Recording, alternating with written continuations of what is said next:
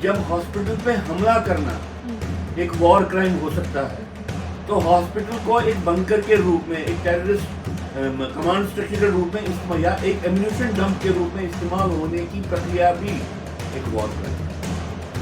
तो इनको ये नहीं बोल रहे कि आप रिलीजन के खिलाफ हो।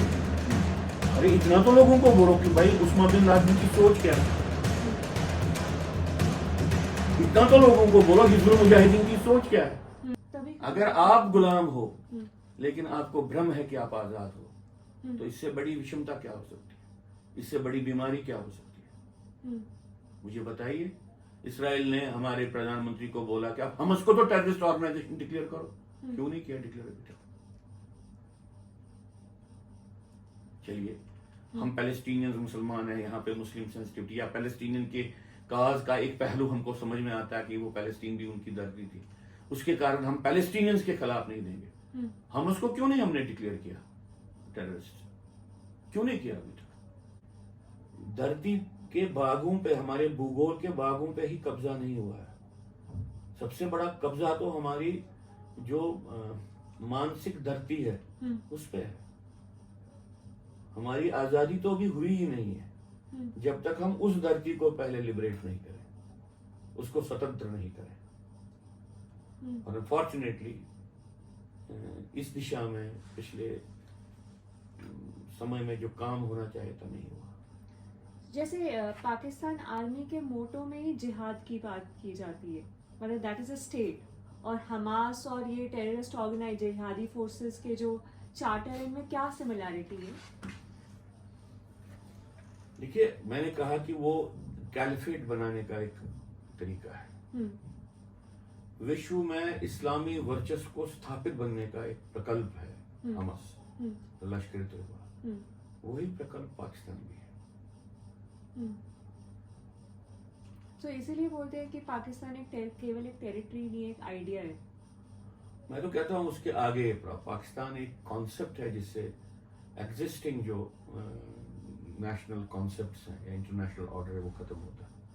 विचार के स्तर पे पाकिस्तान को जो exist post second world war जो इंटरनेशनल सिस्टम बना उसको खत्म करने की एक ये कल्पना है, राष्ट्र की कल्पना। उनके नेताओं ने भी राष्ट्र की कल्पना नहीं की, उन्होंने इस्लामिक राज्य की कल्पना की, और हमने उनको इस्लामिक राष्ट्र की ये मान्यता दे दी। इस्लामिक राष्ट्र कहना अपने आप में एक कॉन्ट्रडिक्शन है, क्योंकि इस्लाम राष्ट्र को मानता नहीं।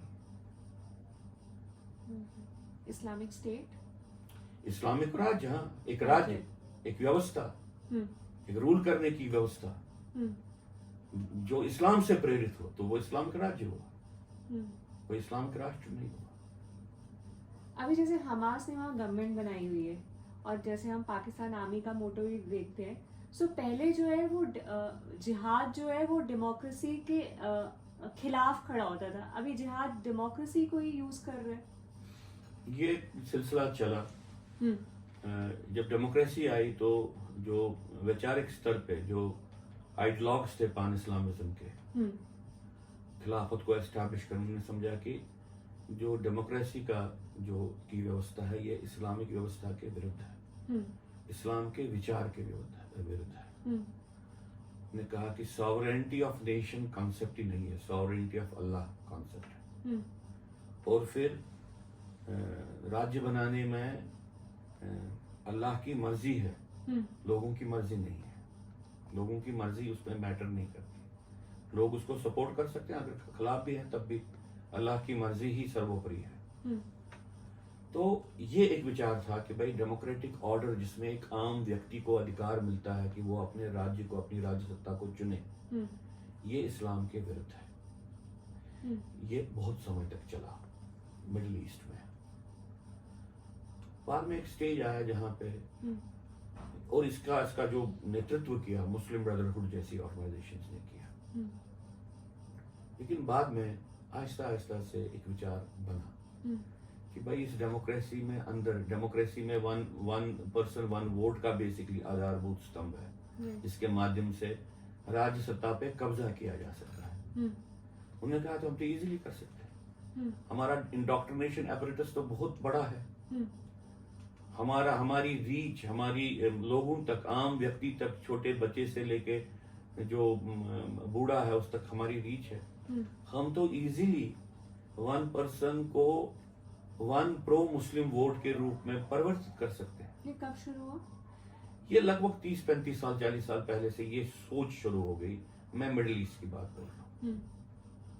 अल्जीरिया में जहाँ में फ्रेंच कॉलोनाइजेशन थी, वहां पे ये चला कि हम डेमोक्रेटिक रूट से ही कब्जा करें। टर्की में अतातुर्क के आने के बाद इस्लामिस्ट ने सोचा कि यार हमको तो किसी तरीके से जो नॉन मुस्लिम रीजन्स को उनको खत्म करने के लिए तो हमको डेमोक्रेसी के सहारे से ही अंदर आना पड़ेगा, नहीं तो कंट्रोल नहीं रहेगा। तो ये बातचीत चलती रही और अंतोगत्वा आहिस्ता आहिस्ता से अल्जीरिया से लेके इजिप्ट तक, जहाँ जहाँ भी, जिसमें इंडोनेशिया भी आया, इनको मलेशिया भी आया, जहाँ पे जिन कंट्रीज में मुस्लिम एक्सपेरिमेंटेशन हो रही थी, वहाँ के नेताओं ने, मुस्लिम लीडर्स, इनको बोला कि भाई इसमें तुमको प्रॉब्लम क्या है, इससे तो तुमको पावर मिलेगी। और ग्लोबल सिस्टम में जो आपको कहते हैं कि आप डेमोक्रेसी को नहीं मानते हो, वो विचार भी खत्म होगा। पाकिस्तान में उनको कहा कि भाई डेमोक्रेटिक रिजीम लाओ, कंट्रोल तो भी पीछे से आर्मी ही करे, कैसी व्यवस्था बनाओ जहाँ पे लगे कि ये तो वोट डाल रहे हैं, इनका प्राइम मिनिस्टर तो सिविलियन इलेक्टेड है। तो ये जबरदस्त एक विचार चला कि हम किस तरह से डेमोक्रेटिक ऑर्डर, जिसको हम इस्लामिक समझते हैं, इसको किस तरह से हम इस्तेमाल कर सकते हैं। और जो ही उन्होंने डेमोक्रेटिक सिस्टम में इन्वॉल्व करना शुरू किया तो उनको लगा तो इसको इजीली कैप्चर किया जा सकता। जो हमको लगता है कि ये इस्लाम के विरोध में है, इसको तो इस्लाम के हक में इस्तेमाल किया जा सकता है। तो एक विचार आहिस्ता आहिस्ता से उभरने लगा कि हम डेमोक्रेटिक सिस्टम को अंदर से जाके कब्जा कर सकते हैं। पर्टिकुलरली ये प्रोसेस 1973 योम किपुर वॉर जो इसराइल के साथ हारा गया, उसके बाद जब पेट्रो जिहाद शुरू हुआ, उसके बाद ये शुरू हुआ कि भाई डेमोक्रेटिक सिस्टम को अंदर से कब्जा करो और इसमें डेमोक्रेटिक कंट्रीज में इन्वेस्टमेंट्स करो। वो प्रक्रिया शुरू हुई। लेकिन विचार के स्तर पे कि एक डेमोक्रेसी में अंदर घुस के एक इस्लामिक स्टेट को बिल्ड किया जा सकता है, इसका Pioneer national conference Jammu Kashmir में रहा है। इसका पॉइनियर शेख उबला रहा है।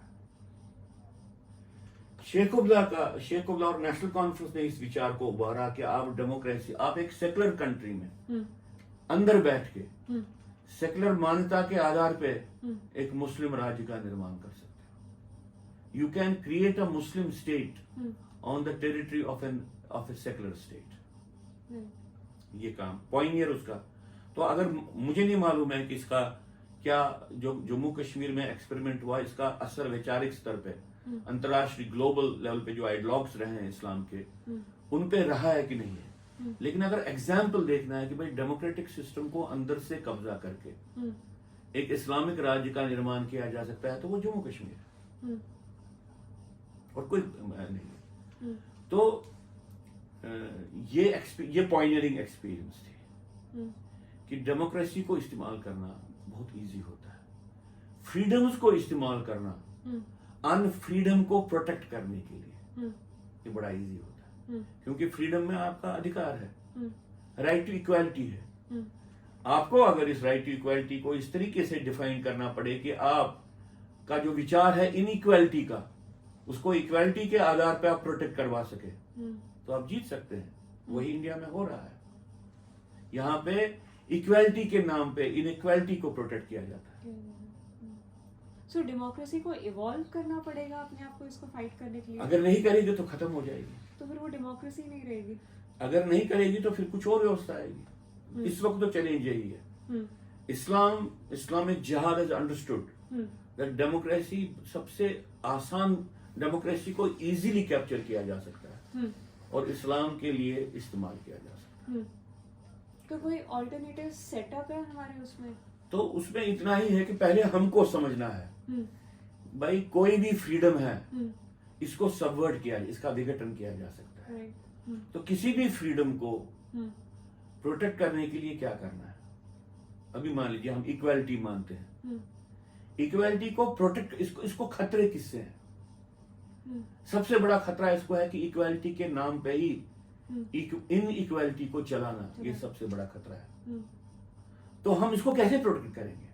कोई भी विचार कोई भी प्रोसेस जो बेसिक स्ट्रक्चर ऑफ इक्वालिटी को इम्पिंज करे, उस विचार के साथ लड़ाई कर रहे हैं, भले ही वो सेकुलरिज्म के नाम पे हो, भले ही वो इक्वालिटी के नाम पे हो। Tolerance for the intolerance. हाँ, ये तभी कहते हैं, बहुत से स्कॉलर्स कहते हैं, there is no equality which impinges upon equality.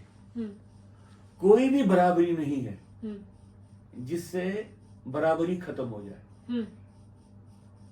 Islamic politics basically कहता है कि बराबरी है, और वो बराबरी, हमारी जो बराबरी की अवधारणा है उसमें बराबरी का सिद्धांत है नहीं, लेकिन बराबरी के आधार पे हमको अधिकार दे दो कि हम इनइक्वालिटी को प्रोजेक्ट करें।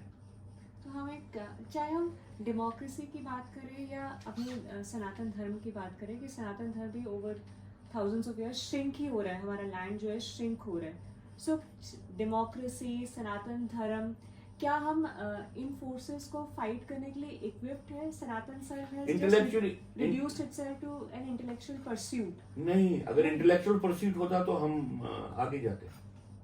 सनातन धर्म ने इंटेलेक्चुअल प्रोसेसेस को, जो सनातन धर्म की सोशियोलॉजी है इस वक्त एग्जिस्टिंग, उन्होंने इंटेलेक्चुअल प्रोसेस को एक्सपंज आउट कर दिया। Okay. वो तो मानते ही नहीं है इन प्रोसेसेस को। मैंने अभी आपको बोला कि आप इक्वालिटी में बिलीव करती हो, डेमोक्रेसी में बिलीव करती हो, तो आपको ये सिर्फ अधिकार नहीं है, आपकी ये जिम्मेवारी है कि आप इसको प्रोटेक्ट कैसे करोगे। आप ये समझते हो कि प्रोटेक्शन के लिए मुझे सोचना नहीं है, ये काम राज्य करेगा, और वो समझते हैं कि राज्य के राजनीतिक तंत्र के प्रमुख बिंदुओं पे कब्जा करके हम ये इक्वालिटी को अपने तरीके से इस्तेमाल करेंगे। आप तैयार नहीं हो, जो अधिकार आप चाहते हो कि मूलभूत सिद्धांत होना चाहिए समाज में, उसको प्रोटेक्ट करने के लिए आपकी कल्पना ही नहीं है, आपका इंटेलेक्चुअल प्रोसेस इवॉल्व नहीं हुआ है, तो कैसे प्रोटेक्ट कर पाओगे? आपने उस दिशा में सोचा ही नहीं है। तो कोई सोच रहे, तो ये आप और मैं बात करें, हो सकता है कोई और एक और बंदा भी सोचेगा ठीक ही बोल रहा है, ये बंदा बेवकूफ नहीं है, ये ठीक बात बोल रहा है, हमने तो ऐसे सोचा ही नहीं। आपने कभी सोचा है कि रिजर्वेशन का कॉन्सेप्ट इक्वालिटी के कॉन्सेप्ट के खिलाफ है? आपने कैसे इसको माना? ये रेवोल्यूशनरी कॉन्सेप्ट है, दुनिया में कहीं पे हुआ है क्या? सोवियत यूनियन ने वहां पे रिजर्वेशन का कॉन्सेप्ट बनाया, जब सोवियत यूनियन में वहां पे जब इसके कम्युनिज्म का ये था, क्या उन्होंने कहीं पे रिजर्वेशन का कॉन्सेप्ट, ये पिछड़ा है या इसको शोषित है, इसके लिए मुझे अलग अधिकारों का एक सिलसिला बनाना है? क्या अमेरिका ने दिया है किसी को रिजर्वेशन का अधिकार? क्या साउथ अफ्रीका में वहां पे फ्रीडम आने के बाद, अपार्थाइड के खत्म होने के बाद ऐसे अधिकार हैं जैसे यहाँ पे हैं? तो इसमें प्रॉब्लम यह है कि जब आपके पास कोई अधिकार है जो मौलिक अधिकार है, जिसको आप सांस्कृतिक रूप से भी जस्टिफाई कर सकते हो, जिसको आप आध्यात्मिक रूप से भी जस्टिफाई कर सकते हो, और जो आपकी पॉलिटिकल नेसेसिटी है, अगर आप उसको प्रोटेक्ट करने के लिए तैयार नहीं हो, तो जो लोग इसका इस्तेमाल करना चाहते हैं, इसके माध्यम से आप पे कब्जा करना चाहते हैं, और वो निरंतरता के साथ लगे हैं कि इस अधिकार को कैसे आपसे छीना जाए, इस अधिकार के नाम पे ही, वो तो जीत जाएंगे लड़ाई। हिंदू तो यहाँ पे लड़ाई हार गया। हिंदू को लगा कि आजादी होगी तो आजादी सबके लिए है, उसको नहीं लगा कि इस आजादी को बार बार इस्तेमाल करने की कोशिश करेंगे आपके ही खिलाफ। हम उस परिस्थिति में हम क्या कर सकते हैं? Sir, coming back to Israel Palestine conflict, जब भी इस तरह की वारदात होती है, टेररिस्ट अटैक होते हैं, तो जब स्टेट एक्शन लेती है तो ऑब्वियसली इनोसेंट लोगों की जाने जाती है, और उसके बाद एक बहुत बैकलैश होता है कि what is the difference between state and terrorist organisations then? हाँ, इसमें भी बेसिकली जो ये युद्ध है, ये युद्ध किस स्तर पे पहुंच गया, इसने कितना हमारे समाज की जो राज्य व्यवस्थाएं हैं उनको कैसे जटिल बना दिया, किस तरह से जकड़ के रखा। अब देख लीजिए, एक जनरल इंटरनेशनली एक्सेप्टेड ये है कि भाई जो सिविलियंस हैं, जो नॉन कम्बैटेंट्स हैं, इनको वॉर के बाहर रखना चाहिए, ये मान्यता है।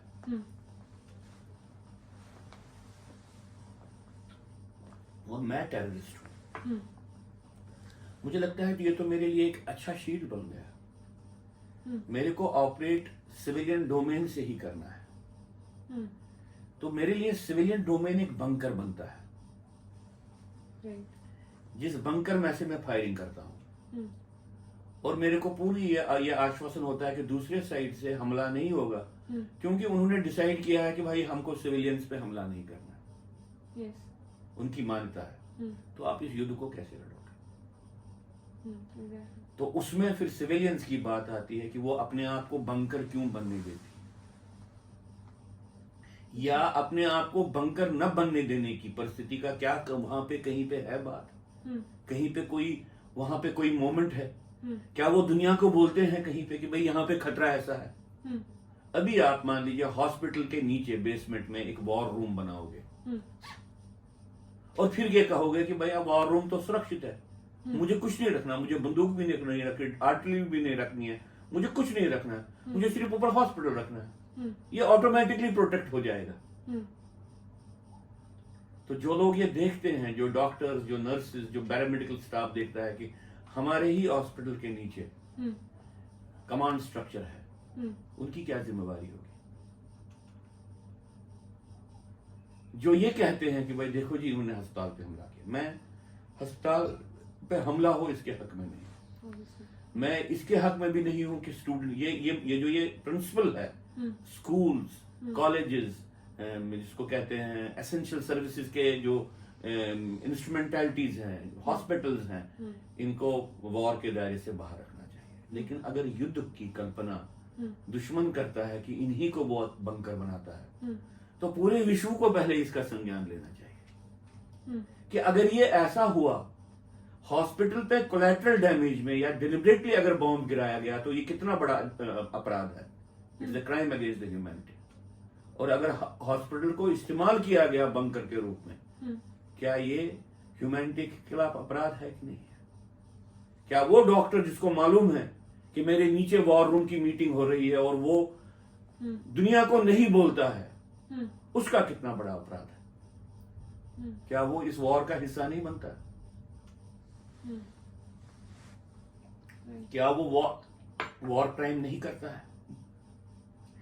इस बात को पब्लिक डोमेन में रखना कि जब हॉस्पिटल पे हमला करना एक वॉर क्राइम हो सकता है, तो हॉस्पिटल को एक बंकर के रूप में, एक टेररिस्ट कमांड स्ट्रक्चर के रूप में इस्तेमाल, या एक एम्यूनिशन डंप के रूप में इस्तेमाल होने की प्रक्रिया भी एक वॉर क्राइम है।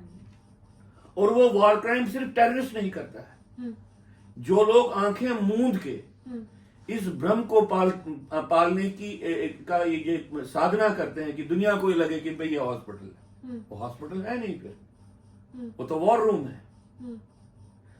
ये आम नागरिक को इसकी चेतना देना कि भाई बच्चे, तुम जिस हॉस्पिटल में जा रहे हो, वो हॉस्पिटल के नीचे हमस का कोई वॉर रूम तो नहीं है, फिर वहां नहीं जाओ।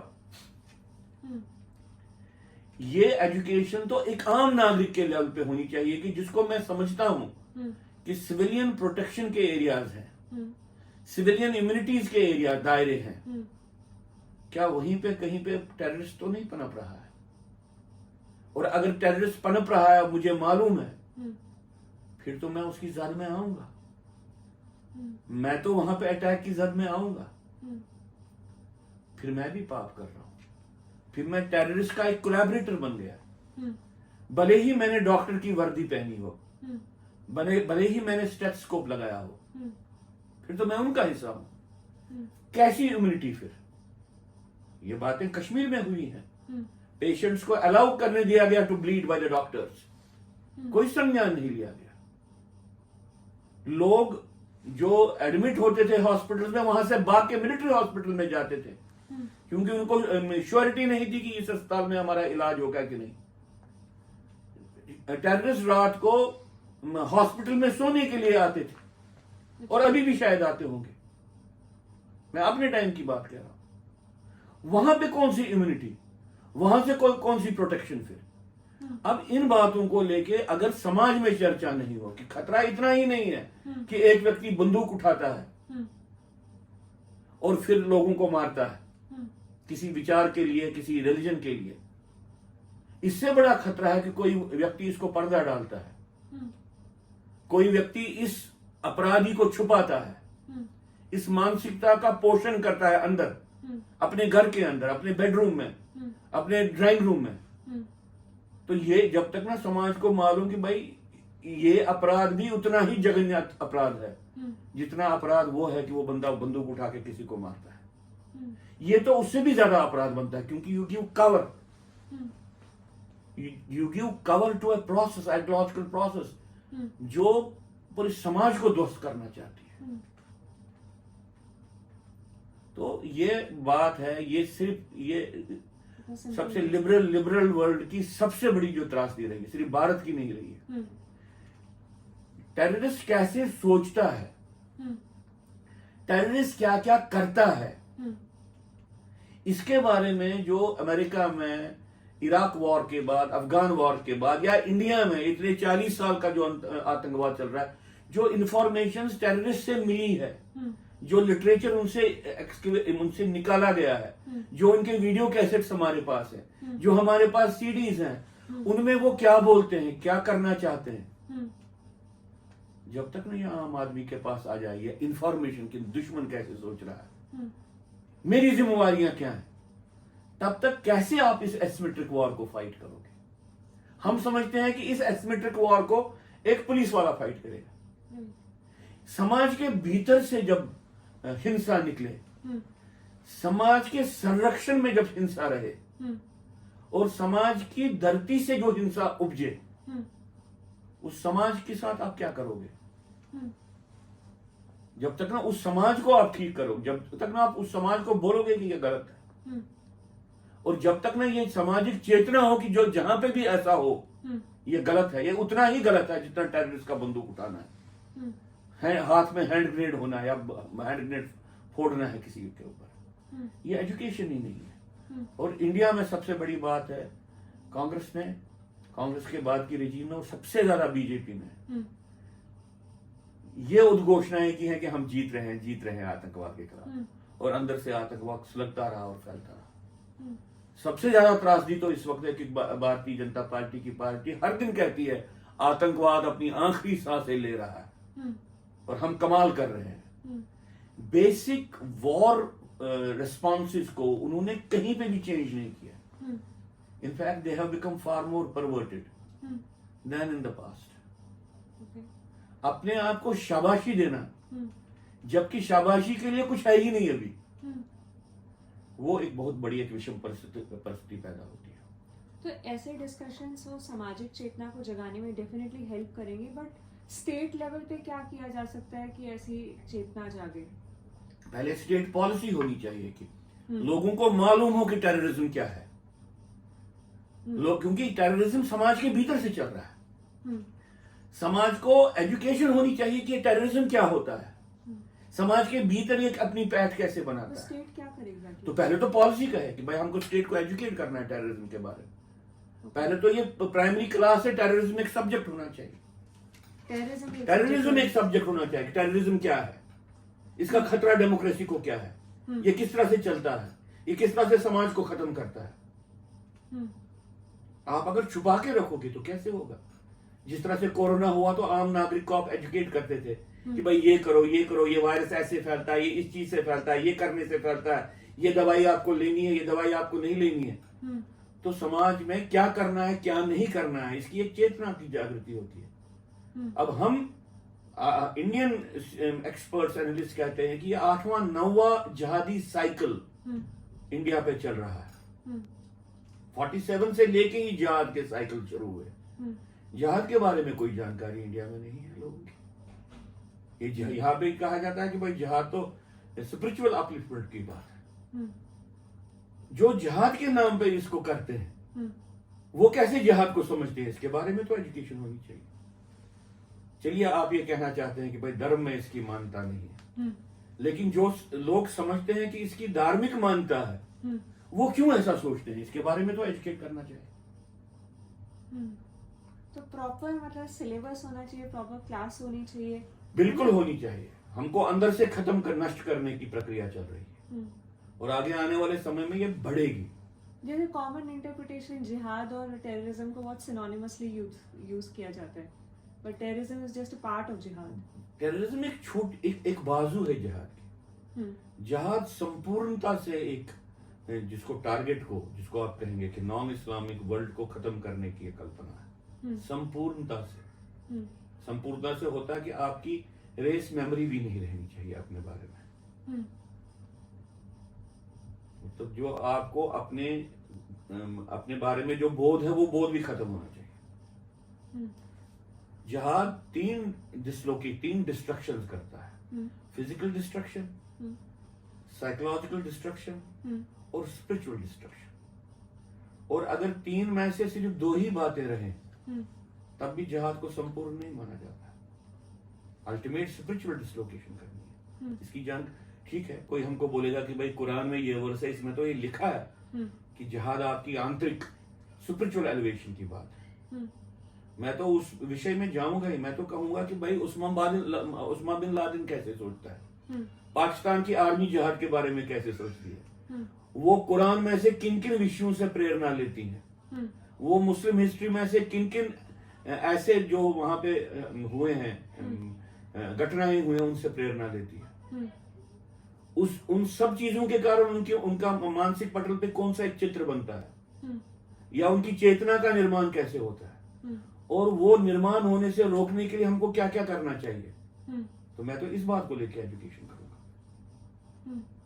और आप कहेंगे कि नहीं जो ही आपने किया, मैं तो कहता हूं कि चलो आप कुरान पे नहीं करेंगे, लेकिन जो परिभाषा अलकायदा की परिभाषा है, लश्कर तोयबा की परिभाषा है जिहाद की, हमस की परिभाषा है जिहाद की, इसके बारे में तो एजुकेट करो। चलिए आप कुरान को कोट नहीं करो, आप ये कहो कि हमस कुरान को ऐसे कोट कर रहा है। चलिए आप कुरान को कोट नहीं करो, आप कहो लश्कर तोयबा कुरान को ऐसे कोट कर रहा है। लश्कर तोयबा मुस्लिम हिस्ट्री के बारे में ऐसे सोचता है, और लोगों को बोलो ये चेतना है, ये लोग कर रहे हैं। हम तो ये प्रेशर भी डाल नहीं रहे हैं उन मुसलमानों पे जो ये नहीं करना चाहते हैं, या जो इसके साथ सहयोग नहीं देना चाहते। वो इनके पास नॉन स्टेट एक्टर की ताकत है, उनके पास नॉन स्टेट एक्टर की ताकत भी नहीं है रोकने के लिए। लेकिन जब तक ना आप उनको कहीं पे कॉन्शियसनेस प्लेन पे तैयार करो कि गलत हो सकता है, तभी तो वो समाज के भीतर से कंटेस्ट करेंगे। अगर किसी व्यक्ति को लगता है कि ये कुरान में नहीं लिखा है, तभी तो वो बाहर आएगा और बोलेगा कि ये नहीं लिखा है। अभी तक क्या हुआ है कि सिर्फ हमको बताने के लिए वो लोग बोलते हैं कि देखो ये कुरान में नहीं लिखा है।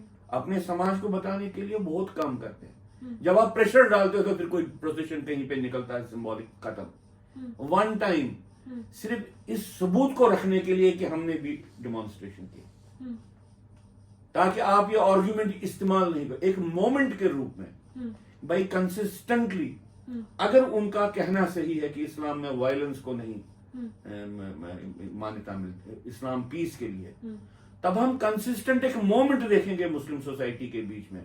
जो भी कोई व्यक्ति कुरान को मिस इंटरप्रेट करके उनके हिसाब से, तो वो कहेंगे गलत है, सामने आएंगे।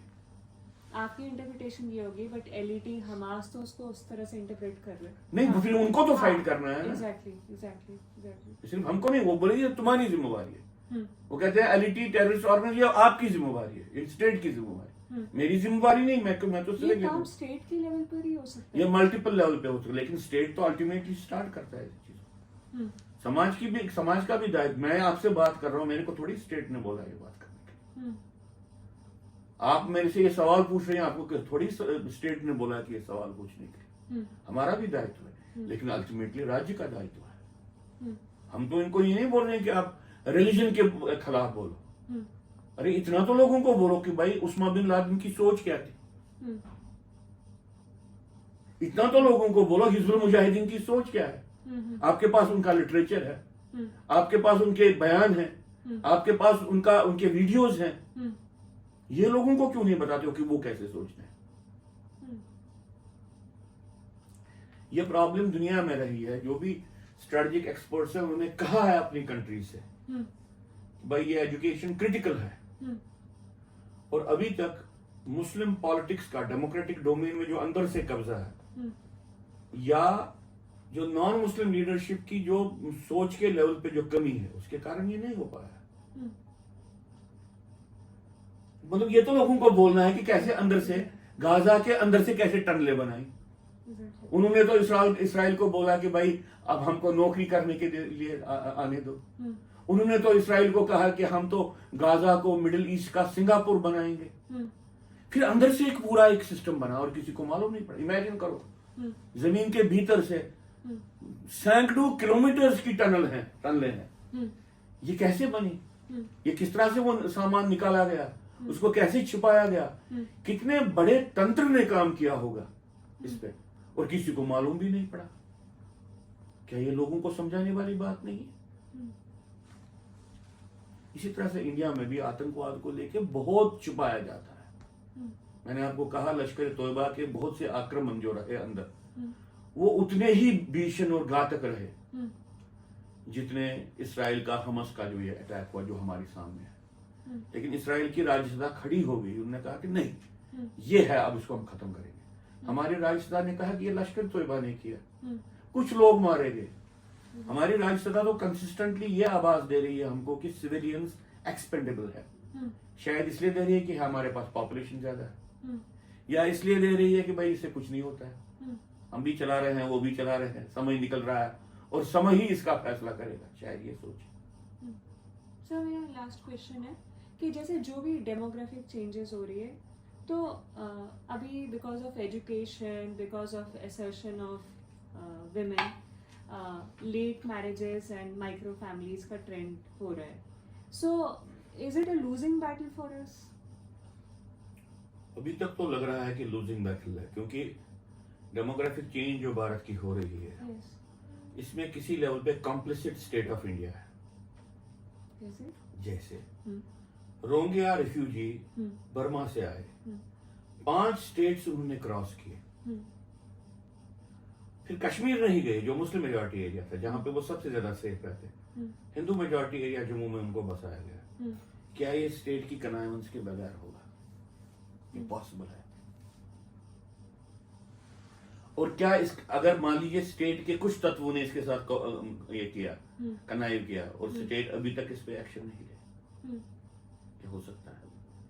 1 करोड़ मुसलमान हैं पाकिस्तान में, और हर दिन हमने यहाँ पे भी सुना कॉन्फ्रेंस में, हर दिन 4 लोग कन्वर्ट होते हैं या उनको उठा के लिया जाता है। हमने सीएए पास किया एक्ट, और उसको पुट इन अबाइंस किया, अभी पता नहीं 7-8 बार उसको हमने डिले कर दिया, उसकी एप्लीकेशन। और हम यहाँ पे हर एक वो काम कर रहे हैं जिससे जो मुस्लिम रिफ्यूजीज इंडिया में है उनको संरक्षण मिले। ये स्टेट का है मनसी, ये क्या है? इसी तरह से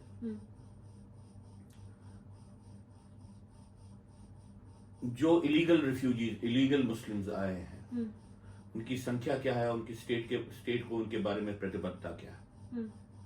तीसरी बात यह है कि भाई समाज में जो समाज की अपनी प्रोक्रिएशन होती है।